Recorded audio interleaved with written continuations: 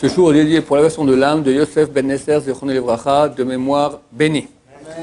Maintenant, on va parler dans notre 7e cours sur la loi de Shemitah, quel type de terre est concerné par la Shemitah. Donc on a vu que c'était en terre d'Israël. Mais qu'est-ce qui se passe maintenant quand j'ai une terre artificielle? Par exemple, dans ma maison. D'accord? J'ai une maison, pas en immeuble, une maison sur terre. J'enlève quelques catelles, d'accord? J'enlève un peu le sol et il y a là-bas de la terre et maintenant je veux là-bas planter des radis. D'accord? Permis ou interdit? On a vu que le travail de la terre est interdit pour la 7e année. Mais est-ce que quand c'est dans une maison, est-ce qu'on appelle ça le travail de la terre ou pas? C'est une question que pose le Yerushalmi, le Talmud de Jérusalem, et il reste en doute. Pourquoi? Il y a 2 versets qui parlent de la Shemitah dans la Torah. Dans un verset, c'est marqué « Veshavta haaretz Shabbat Lashem ». La terre sera en situation de grève pour Dieu. Et dans l'autre, c'est marqué « Sadecha lo tizra », tu ne planteras pas ton champ. Une fois, c'est marqué « la terre sera en grève », et une fois, ton champ. La terre, c'est toute terre, même dans ta cave, où tu veux là-bas planter des radis. Et ton champ, c'est ton champ. Ton champ, c'est pas ta maison. Alors, est-ce que c'est permis ou interdit? C'est un doute. Là, l'halakha, ça reste un doute, on va voir exactement comment on fait. Il faut savoir que dans la Orla, ce même Yerushalmi nous dit, la Orla, donc si quelqu'un a planté un arbre, c'est pas marqué Sadecha dans ton champ. Donc si quelqu'un plante un arbre dans sa cave, d'accord, alors il y a les droits de Orla, pendant 3 ans, toute la production est interdite, 4e année est arrêt, etc. Alors, autrement, Thomas Asrot, là-bas c'est marqué ton champ. Vu que c'est marqué ton champ, alors, dans la maison, c'est permis.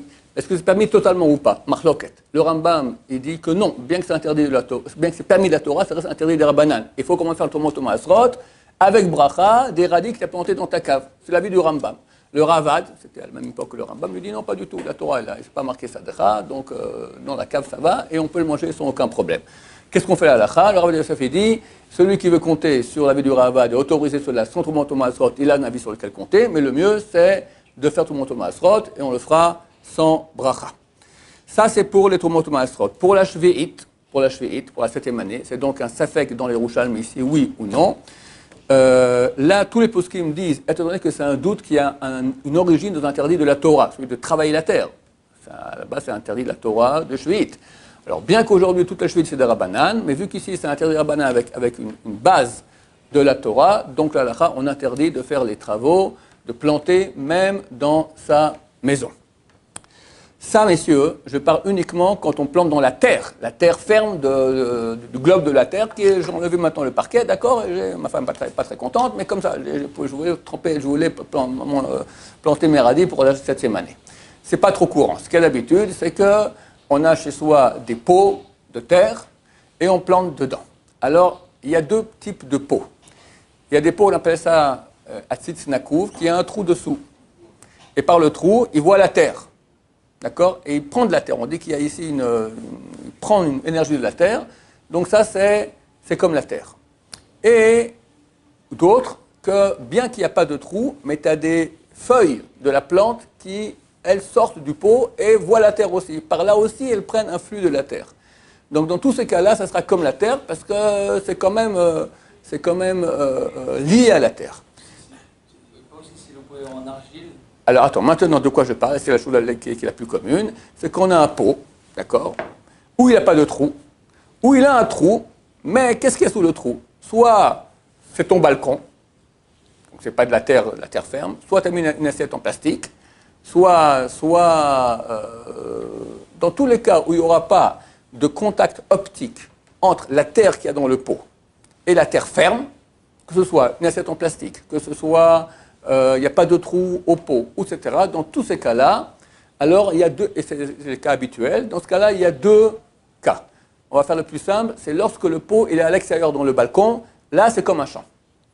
Il n'y a pas de différence entre le champ qui est hors de la ville, qu'on laboure, et le pot qu'on a chez soi dans le balcon, parce que le balcon ce sont des conditions de champ, il y a du vent, il y a de la pluie, il y a du soleil, d'accord, c'est ouvert, aucune différence. Donc toutes les lois qui sont actuelles dans les champs sont actuelles aussi dans les pots qu'il y a au balcon.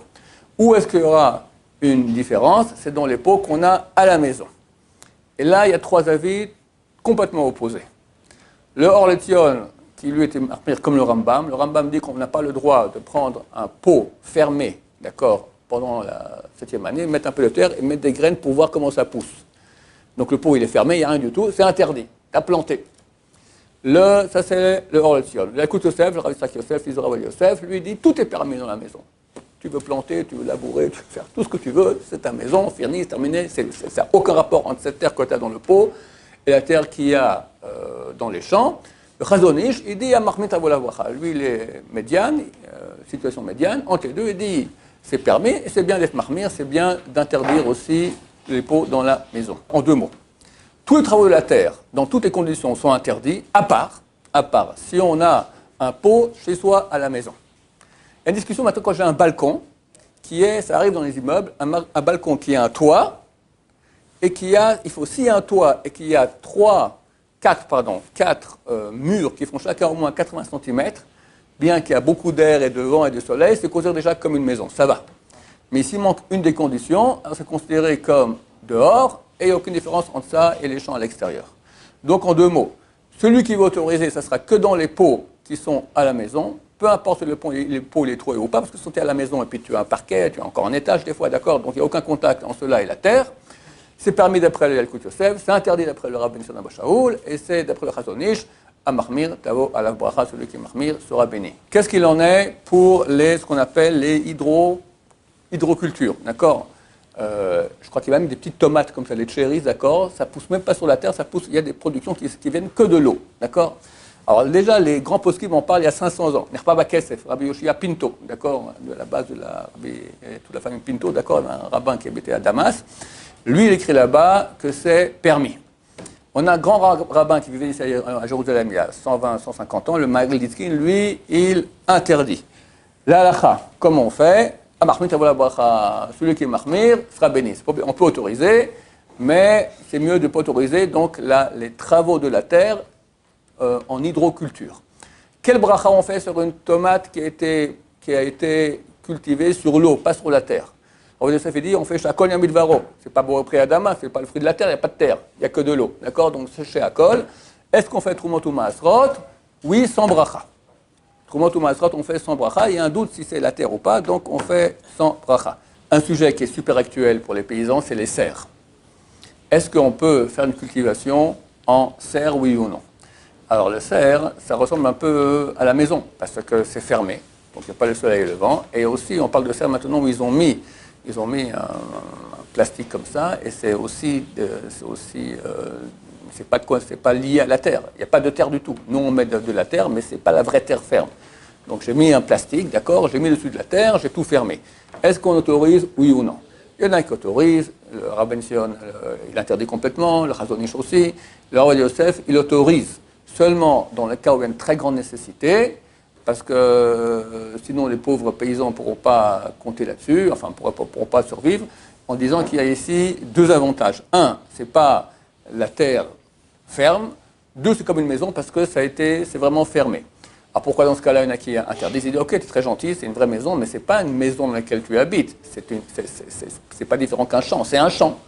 Parce que c'est un endroit qui est fait pour la culture. D'accord? Donc c'est un champ fermé. Et la Torah a dit que le champ doit gréver la 7e année. Donc marquette là-dessus, et le plus Michael Rav Yosef qui autorise s'il y a vraiment une très grande nécessité.